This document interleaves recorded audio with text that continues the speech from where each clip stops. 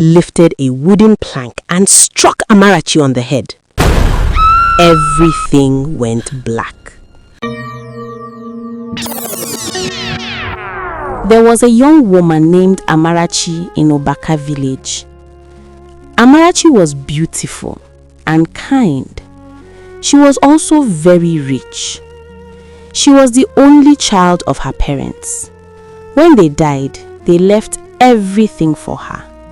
Their big house, their farmlands, their businesses, and plenty of money. Even with all this, Amarachi was humble. She greeted everyone with respect.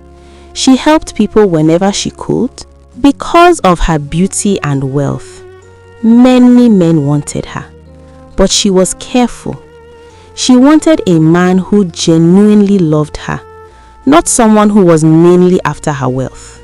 One afternoon, she went to inspect one of her building projects. That was where she met Chibueze. He was walking under the sun, clearing bushes beside her building. His clothes were old. Sweat rolled down his temples. Dust clung to his feet. He greeted her politely and kept his head down. Amarachi noticed how quiet and respectful he was. She was the one who spoke first. She asked his name and asked about his life and family. Chibueze answered softly. He said he came from a very poor home. He said he was a graduate but had to do menial jobs just to survive. He spoke sincerely. He did not beg. He did not ask her for help. Amarachi liked his humility. They started seeing each other often. Chibueze remained shy and gentle. He spoke politely and treated Amarachi with care. After a week, he summoned courage and asked her out, and she accepted.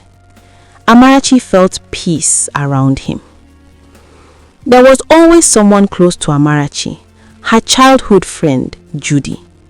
They grew up together. They shared secrets. They were almost inseparable. Judy seemed loyal, supportive, Amarachi's #1 supporter. When Amarachi told Judy about Chibueze, Judy smiled and said, "He looks like a good man. If he makes you happy, then he is good." Chibueze continued to show care. He visited often. He spoke gently. He promised her love and swore he would even take a bullet for her. Amarachi believed him. When he proposed, Amarachi said yes. People were surprised. A rich woman marrying a poor man, but Amarachi did not care. Against all advice, she married him. The wedding was joyful. The whole village celebrated. Judy stood beside her as chief bridesmaid. Everything looked perfect. Amarachi had her dream wedding to the love of her life. After marriage, Chibueze behaved like a perfect husband. He cooked, even when Amarachi said he shouldn't, as they could afford to get a maid. He cleaned the house. He respected Amarachi deeply. He never shouted. He never raised his hand. Their marriage became the talk of the town. Other wives joked that their husbands should behave like Chibueze. Some months later, Judy came crying. She said she had lost everything to scammers. She said she was stranded, with nowhere to stay. Amarachi did not think twice. She said, "My house is big. We have many empty rooms. Come and stay with us." That was how Judy moved in. At first, everything seemed normal. But slowly, Amarachi noticed small things. Sometimes she would enter a room and they would stop talking. Sometimes they sat too close. Once or twice, she noticed Judy touching her husband in a way that felt wrong. But she pushed the thought away. She told herself, "This is my husband. This is my best friend. My mind is just playing tricks on me." She trusted them completely. One evening, after dinner, Chibueze handed Amarachi a cold drink. She drank it joyfully. Suddenly, her body became weak. Her hands began to shake. The cup she was holding fell from her hand and broke.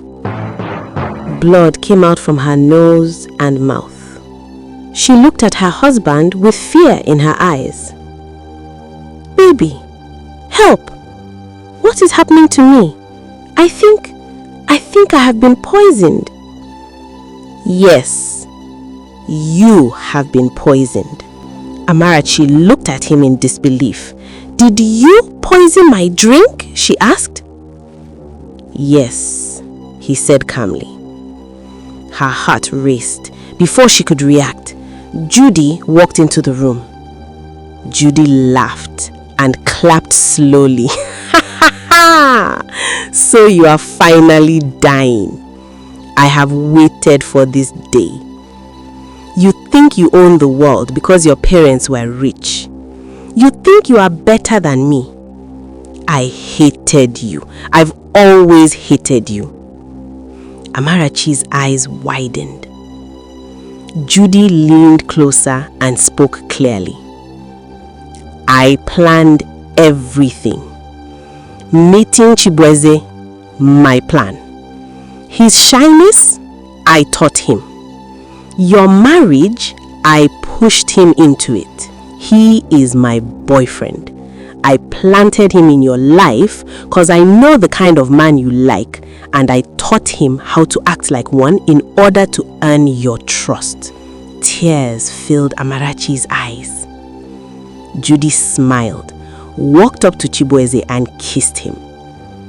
"Moving into your house was just to finish what we started.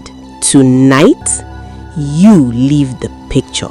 Then, Judy lifted a wooden plank and struck Amarachi on the head. Everything went black. Amarachi lost consciousness. They wrapped her body and put her in a car. They drove far away. They truly believed Amarachi was dead.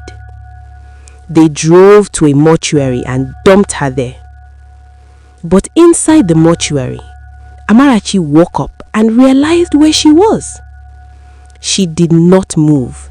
She pretended to be dead. She heard their plans.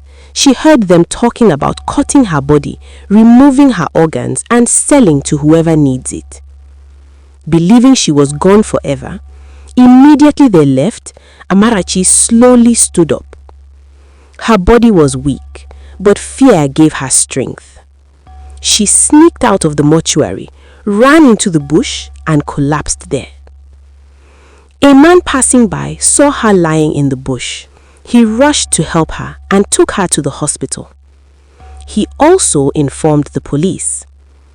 At the hospital, doctors found poison in her body. When the police investigated, they found everything. Chibueze and Judy were arrested. They were shocked because they thought Amarachi was dead. They were sentenced to prison for attempted murder and conspiracy. Amarachi survived, but the poison has damaged her womb. The doctor said she would never have children. She cried. But she thanked God she was alive. My people, not everyone who smiles with you loves you. Sometimes, the ones closest to you are the ones who can betray you the most. This is the end of the story.